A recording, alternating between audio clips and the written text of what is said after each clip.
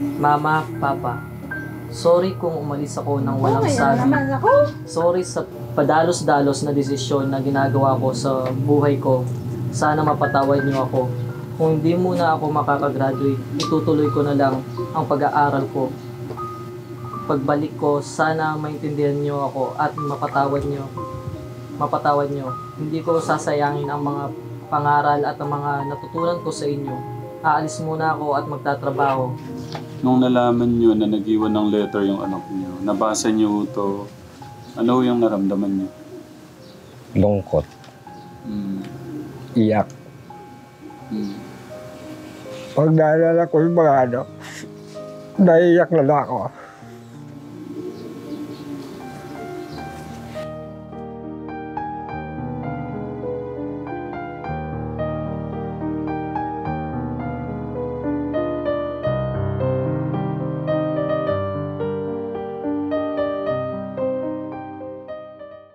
Pagka talaga tinamaan ng puso no? Eh, Ano sabi, nagpigil sana muna? sabi ko sa kanila kayo, sa panahon ngayon, hindi puso ang pinaiiral, utak. Mm. Kasi yung puso na yan ano yun Mapaglaro. Mabubuhay ka ba ng puro labing-labing lang kayo, puro na lang pagmamahal kayo? Hindi, syempre, kailangan nyo rin maghanap buhay. Eh, kagaya ng jowa niya, ang natapos lang ay grade 12 lang. Mm. O, dito na nag-20 anyos, matanda pa si Angelo. Opo, naikwento nga po 20 niya to sa si amin. Angelo, yung lalaki, kabe-20 lang dito. Yeah. Kaya sabi ko, Diyos ko, hindi ko maubos na isip kung bakit nagawa ni Ranger sa amin. Natapos mo siyang kupkupin, tapos ba't ganito pang ginawa niya. Sabi ko, wala kaming pinakitang pangit sa'yo. Tinanggap ka namin nang hindi ako nagdalawang salita. Dahil naaawa ako sa kanya, pero bakit ganyan ang ginawa mo? Nay, ano pong pangalan nyo pala, Nay? Ay, Lorichel po. Lorichel. Opo. Ilan taon na po kayo? Magpo-49 na po. Ah, parang ano lang din Ano po? Bata lang po yung mukha niyo. Opo. Magpo-49 na po ako. Eh kasi po, mag-asawa ko 20, ang anak ko 6. Ah. Yung panganay ko may asawa na, 28 na siya. Apo. Ito nga yung sumunod, si Angelica. Naku, sabi ko, umuwi ka lang. Sabi ko, gagawin ko lahat. Grabe naman. Umuwi ka lang.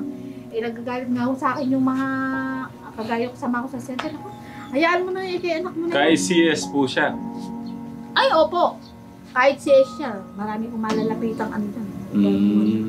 Sabi nga nung kasama ko sa center, hayaan mo na yung anak mo na yan. Pag yun hinahirapan dyan, uuwi din sa'yo. Eh paano ho yun? Ayaw na nga ho kayong pakinggan. Pinagpalit na ho kayo doon sa lalaki.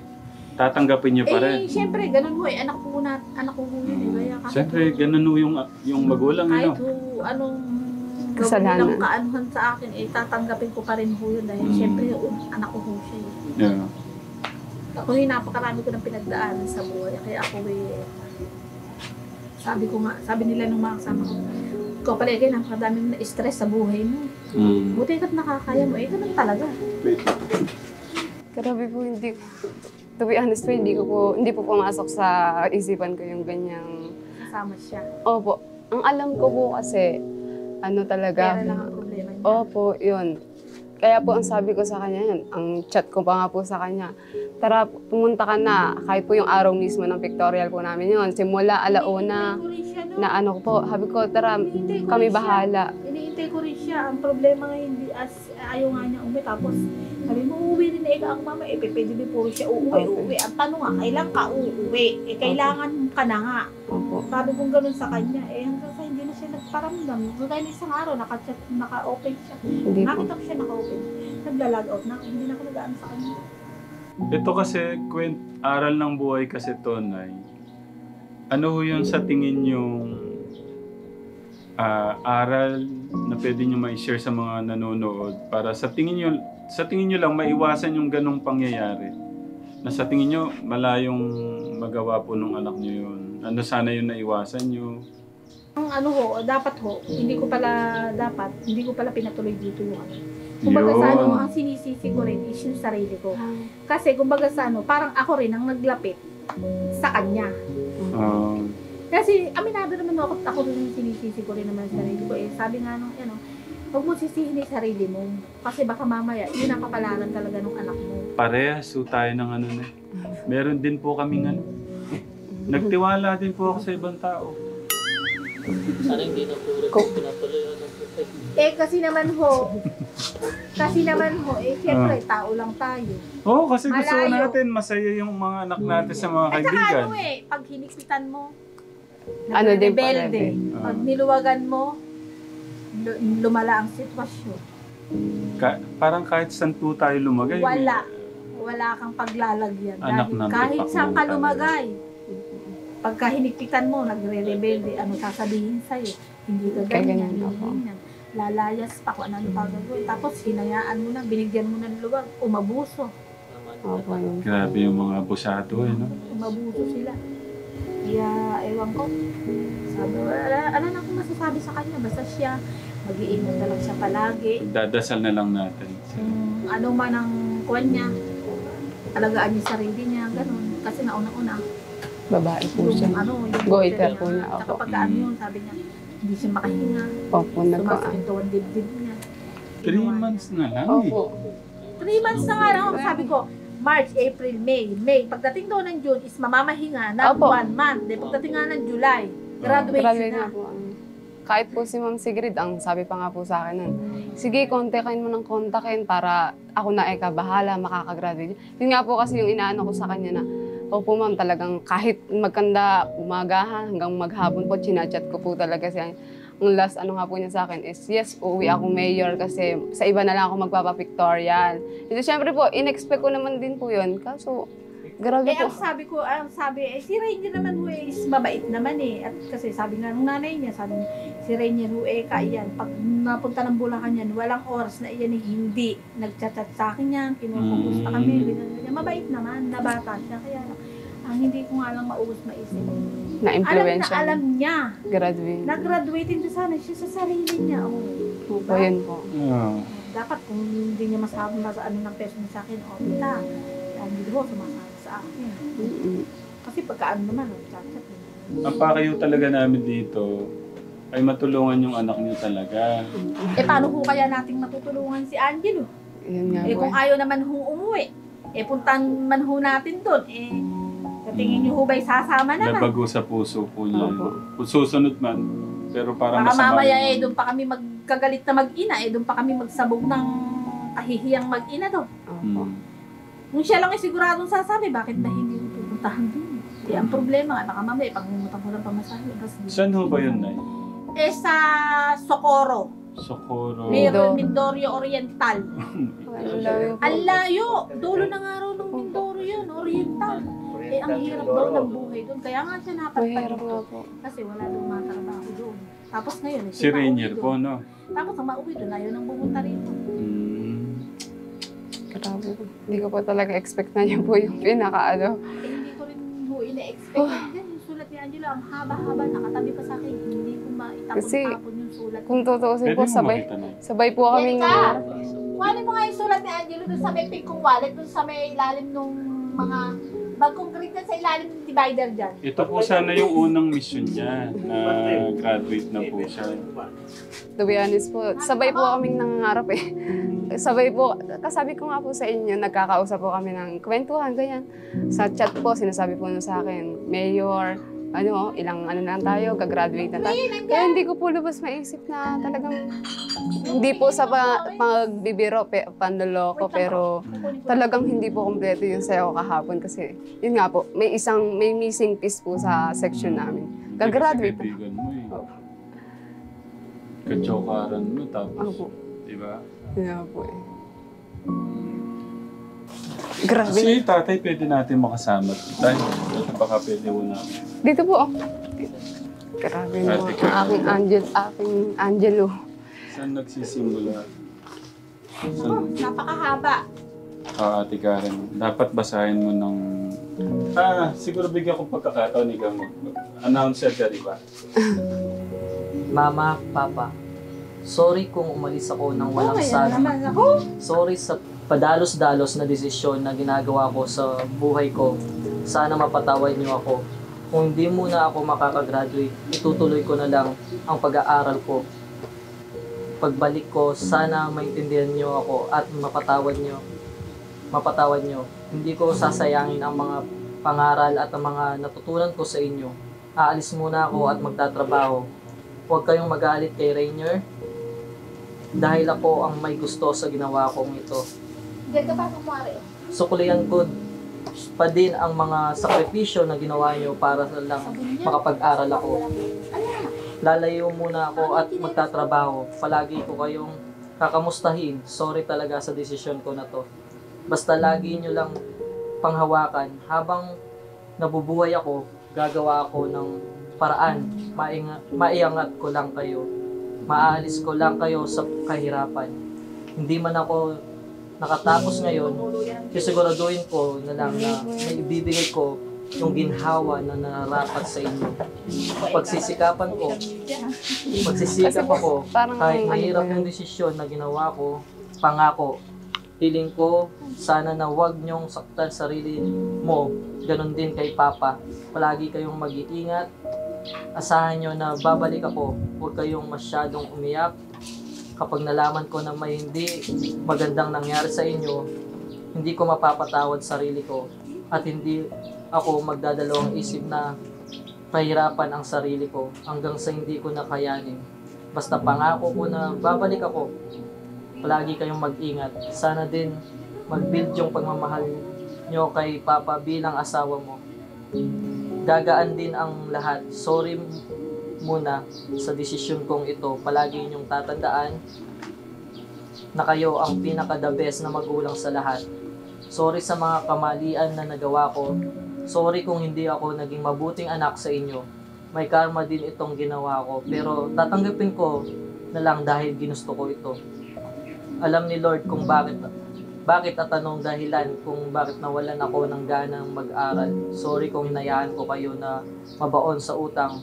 Tapos ganito ang isusukli ko. Sorry talaga Mama at Papa. Kapag may trabaho na ako, tutulungan ko kayo.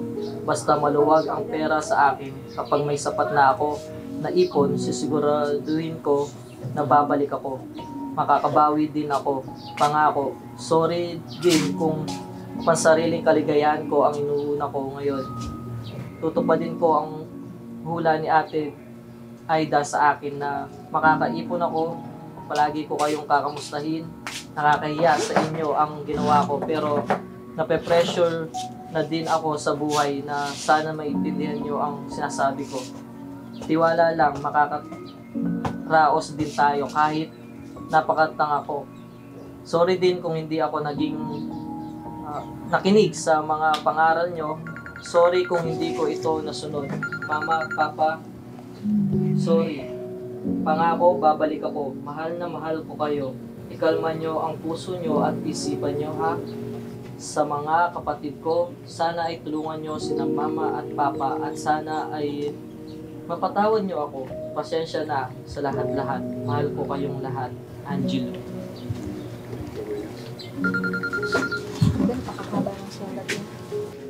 Nung nalaman nyo na nag-iwan ng letter yung anak nyo, nabasa nyo ito, ano yung naramdaman nyo?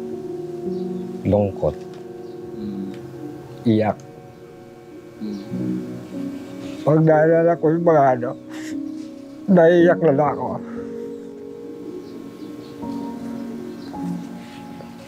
Ano po yung mga naalala nyo tayo? Yung pag-alam ko sa kanya na magtapos ng pag-aaral. 3 months na lang pala tayo, no? Hindi pa tinuloy. Sabi ko kay nanay kanina, mag-message siya doon para mapanood niya. Para kung ano man po, makapag-isip-isip siya at makabalik na ho dito. Kayo na lang kumausap tayo. Kung ano po yung gusto niyo sabihin sa anak niyo. Ang gusto ko sana ko ay umuwi na. Dito, tingin po kayo dito para makita po kayo. Anak. Anak, umuwi ka na at kami na muna yung mama mo. Nahihirapan din dito. Kaalala sa'yo. Hindi namin alam kung ano kalagayan mo dyan. Eh kung pwede, umuwi ka naman. Alam mo naman ako, minsan sumasama ang katawan ko. Kaya pag-iisip ko yun. Pero please naman umuwi ka. Ilang anak ang ano ko sa'yo. Ano po namimiss niyo sa anak niyo tayo? Yung pag ano niya, yung maaruga siya sa amin. Kumusta ho ba siya bilang anak niyo? Napakabait nung anak ko na yun. Naunawain. Kaya lang yung ano, hindi ko talaga Isip, ba't di ho siya sumunod sa mga pangaral at payo niyo? Mas nakinig ho siya dun sa boyfriend niya. Nung ano po, kasi nagdesisyon po si nanay na patiran dito yung boyfriend. Kayo po bang dalawa nagdesisyon? Nag-ano naman ako, dahil naawa rin ako kay Renier. Sabi sa akin ni Angelo, gusto ni Renier maghahanap siya ng trabaho. Ba't kaya ako? Doon sa trabaho niya, aalis na nga raw siya at nahihirapan siya roon. Paano ka ko yan? Gusto niya mangupa. Ba't kaya akong mangupahan pa? Kung gusto niya, dito muna. Sa bahay. Sayang naman dahil may sakit nga yung magulang niya. Yung padala na lang niya doon sa Mindoro para makatulong sa magulang niya. Yun ang inano ko naman kay Renier. Ngayon, minsan nga, tinatanong ako kung may trabaho pa ako. Pinapasama ko naman sa manugang ko. Nagpipiyan daw po o nagkaano si nanay pero matagal na daw po siyang walang reply. Sa inyo po Wala rin kahit anong tawag ko, wala rin At sinasabi nga raw doon napakahinang nga raw ng signal doon. Baka nga po yung signal. Hindi kasi may wifi sila. Ay, dahilan yan. Sige. Gagawa po ako ng paraan para makausap siya. Tapos, kung masundo ko siya, gusto niyo sunduin ko. Gano'n. Ang tanong nga ho, ang malaking katanungan niya is Kung- sasama bang uuwi? Sasama. Yun ang tanong kasi kung siya'y uuwi, sabi ko nga, kahit ipangutang namin ng pamasahe, umuwi lang siya. Ang problema nga is, kung pumunta ba dun, ay uuwi ba siya. Yun po yung malaking Pero ang tanong gusto din. ng magulang, ng lalaki, is dito nga manganak. Dahil nga ho sa sitwasyon niya. Kasi bundok po Dahil yan. yung nanay niya, yung nanay ni Rainier, may sakit. Tapos kung siya na-hospital, sinasalinin siya ng dugo at may sakit daw siya sa puso. Hindi rin daw niya maasikaso si Angel Ayun lang. ng ng talagang asikaso ng kung dyan ho kasi sa inyo, maaasikaso niyo ho siya. Gusto niyo man namin umi si Angel, ayaw naman niya umi, wala naman kami Kaya pagka naririnig ko yung nung mga ka-eskwela niya, wala tayong graduation, naririnig ko. Hinayang. Akala ko nga nung umagang umalis na yun sabi ko pag-binigay. Asa na yun? Si sabi nung anak kong isa.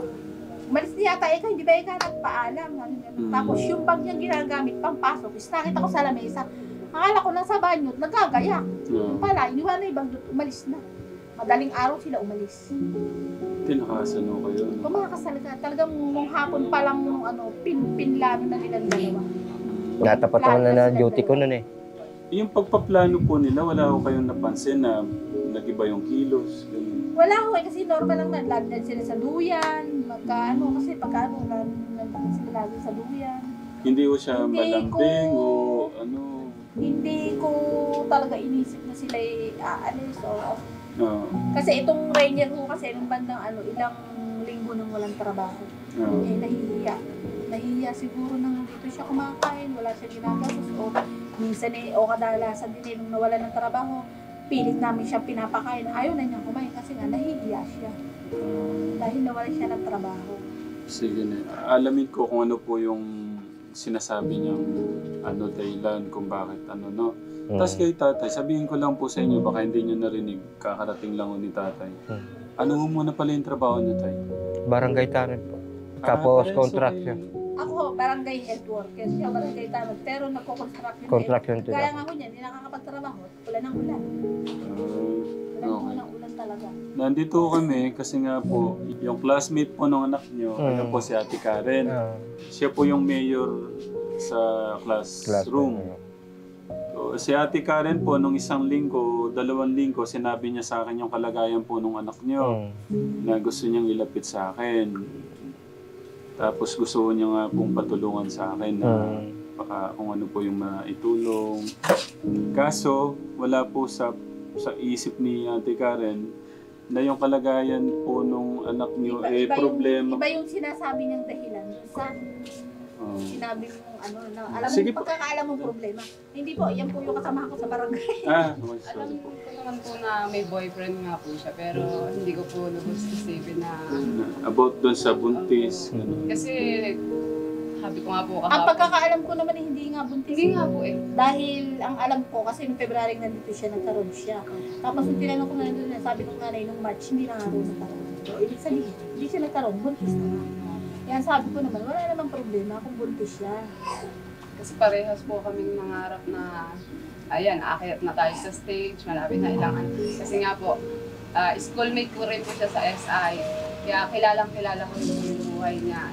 Yun po, hindi ko talaga lubos. Sa SI pa lang ho, magkaano na Opo, kayo? mag-aano na po. Kasi minsan daw po, walang pangkain o pangmerienda yung anak niyo. Kaya parang ang ano ho ni Ate Karen, yung Ay, sa... matulungan ho sa pinansyal. Kaya ho pala, iba ho pala yung problema kaya hindi na ho siya nakakapasok.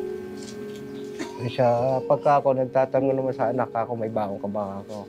Sagot naman sa akin, mayroon ka pa. Pero binibigyan ko pa rin. hindi ho, kasi hindi ho ba kasi karaniwan naman talagang problema ng mga mahihirap na kagaya natin na pera. Oo. Lalo pag maraming mga anak. Kay tatay, ano po yung yung parang umiikot ngayon sa isip at puso niyo? Ang ano ko naman Ang maitsura niya rin para siyang ang inano ko na sana ayos naman yung Kalagayan. niya yung palagi ko inano sa Panginoon. Mm. Na sana mabuti naman yung mga anak ko doon. Mm. yung profile natin. Ito eh. Sabi ko nga, nagkando utang-utang ka ako. Ganun lang pala ka akong gagawin. Na sumama rin ang loob ko sa kanya. Kaya lang, lipas lang yun eh. Yeah. Kahit ano siya pala naiisip ko. Ah. Kahit sa trabaho, Mm. kahit nagmagawa ko, siya naiisip. Mm. Okay. Sabi nga ng mga kasama ko, kaya iyakan naman. Naalala mo naman ang anak ko. Mm.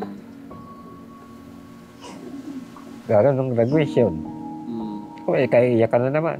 Sabi sa akin mga kasama ko, kaya wala akong magagawa. Mahal niyo talaga yung anak niyo. Oh. Kasi sabi nga po ni nanay kanina, yung mga picture nasa unan.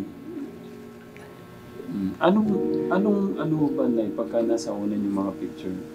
Wala lang ho, parang gusto ko lang siyang baka mamaya Para kasi mabalis siya. Kala ko may pamahiin na maisip niya kayo gano'n. Ganun daw, parang yung mababali siya na kasi mga iisip niya kami na umuwi siya. Ala. Sa tingin niyo hanggang kailan niyo dadamdamin yan? Siguro pagka parang inaalis-alis ko na rin na na para lumuwag naman yung karamdam ko. Unti-unti na tanggap ko na yung ginagawa nila. Pero malungkot ako dahil si tatay, tignan niyo naman. Ang nasa malayo yung tingin ni tatay. Anong sa tingin niyo mararamdaman niyo pagka napauwi ko yung anak niyo? Napakasaya ko noon. Sabi ko, kung gusto niya, isama niya si Ranger dito. Wala namang problema na sa akin. Dahil ginusto nilang dalawa yun. Nung una talaga, nagalit ako kay Ranger. Kaya wala na akong magagawa. Sabi ko nga, sa kay Ranger, wag siya pa ako pupunta rito. Kaya sa galit ko. Sabi ko nga kung pupuntahan ko ka ako ron, magsasama ako ng pulis. Dahil may pulis na taga roon na ni Kapitan, sabi sa akin, patulong ka ika para mapuntahan niyo yung bata. Sabi ko, sige ka, pwede sa lang ako. Tatanungin ko ka ako asawa ko. Sabi nga ng asawa ko, uuwi naman daw ika. Di binawali ko na. Dahil uuwi naman daw. Kaya asa ako dahil uuwi, dahil gagraduate niya. Yun ang bail niya sa sulat na Siguro naiwasan nung mangyari yun, tay, kung di niyo po pinatuloy muna. Hindi niyo pinatuloy yung lalaki dito. Totoo yun. Kaya Kaya lang naawa naman kasi ako. Kaya dito pinatuloy. mahirap talaga magpatuloy ng ibang tao sa bahay, no? First time po ba yun mangyari sa inyo? Tay, di na ako kami tatagal. Ah, Bigyan sige niyo po. ako ng 5 days kung may uwi ko dito. Tapos, huling message po. Baka may pahabol po kayong gustong sabihin. Para sa Angelo, sana umuwi ka na. Sila inaano ko sa iyo. Maawa ka ako sa amin. Katekram. Yun lang. Niluluwa talaga si tatay. Tuwing ano. Basta, ay ano lang, laban lang. Kasi wala nang maiyan. Kayo po ito. Hindi po. Sino po ba yan? Eh, sabi, vlogger daw po kayo eh. Sino po ba yun? Katekram. Napakagwapo naman yan. Ay, kayo nga Malayo. yan. Malayo po sa itsura kayo, gwapo yan. Ako po yan, nung bata ko. Ay, si Katekram po. Ako po. Mga sabi ni Jesse, nakapalo nga siya. Panoorin niyo po yung vlog ni Ate Karen. Tapos, yun nga, linapit niyo sa akin yung anak niyo. Gusto Marunong siya niyo. yun. Siya nga. Siya nga. Kamukha nga eh. Gusto niya pa. Gusto niya. San Miguel po ba kayo? Kasi sa ano, Malapit po doon. sa ano ko Ah, na yun. napapanood ko kasi sa... Ngayon, alam ko na paano. Gusto niyo talaga mauwi. Tsaka ano, kaya din naman po namin gusto, una-una din, naaawa din naman kami dun sa nanay ng lalaki. Kasi nga ho, may sakit din yung nanay. Ah. Siya rin naman ho ang nakikiusap na kung gusto ni Angelo. Kaya lang, ang problema, itong si Angelo. Pabago-bago sila nakisip. Okay. So, tanggap niyo yung lalaki pagkasabay ko sila pinauwi. Oo. Okay. Kung wish ko lang po. Good luck. Kasi, Good ang luck. dami na rin po namin pakiusap na ginawa. Sinabi, talagang wala na rin po kami. Aalamin ko po, kasi meron po siyang sinasabi na dahilan, si Lord po yung may dahilan. Ano siya, ano daw, sabi niya yung pressure na daw. Eh kasi nga sa pag-aaral. Si Angelo po kasi masipag mag-aaral doon. O yan, nakita niyo naman nun, nasasali siya sa Dean's List. baon. Na Minsan Dean's kumakain. Nasasali siya. Ilang beses na ho siya. Dito ka nga, Ate Karen, nadidins list pala yun. Ilang beses na ho siyang nasali sa Dean's List. At siya naman po talagang may utak naman siya. Kagaya na sumali siya dun sa... Pero kung sa pag-aaral naman ho talagang siya pag-aaral. Kaya nga po. Marinig mo yun siyang mag-isa. Ganyan. Parang challenge ako ni nanay challenge ako na, ano po sabi niyo? Ano po? Good luck, parang... Good luck nga po. Oh, sige. Eh kasi yung ako, magulang ako eh. Hindi, mali Wala kaming magawa. Mali mo naman sa ibang tao. Sige Good po. luck na lang po. Ay, Mamaya lang Kasi po, kung yun tingnan. yun ho eh, uwi din. Sobrang pasasalamat ho namin sa inyo. Kung Okay. yun siya ay mapauuwi ninyo. Oh, At sige. yun naman ho ang gusto namin. Para ho siya ay masubaybayan sa pagbubuntis niya. Sabi ko nga sa kanya, umuwi ka lang dito. Kahit mag-resign ako sa barangay, ako mag-aalaga ng anak mo. Magtrabaho siya. Hindi, ako po, kagaya lang din po ng mga sa chat ko sa kanya na umuwi na siya. Kasi nag-aalala din po kami sa kanya. Siyempre, kahit po may galit kami sa kanya, siyempre, kapatid po siya. Tsaka gusto po namin malaman kung ano po yung sitwasyon niya daw. Pagka kasi nakita niyo yung ganito, matutunaw ang puso niyo. Especially na po. Kahit ano naman pong galit, siyempre po hindi matitiis, kapatid po yun. Gusto lang po namin umuwi siya. Kasi nga po nag-aalala po kami sa sitwasyon niya. May goiter po siya. Simula po nung hindi naman na po namin nakakausap. Yun lang po, tsaka sana po mag-iingat po siya doon. Hindi mo siya tinignan dito ka Kahit tinignan. Okay na po yun. Kahit nag-uwi siya, hindi siya nag-chat. Angelo, ate. Ay, mas matanda ka, di ba? Di okay na po yun. Okay na. Tapos, ang sasakyan, airplane. Ay, Hindi po, barko po yun. Amar ko lang, wala pang Opo. airplane. Ang pamasahe is parang 2,000 yata isa.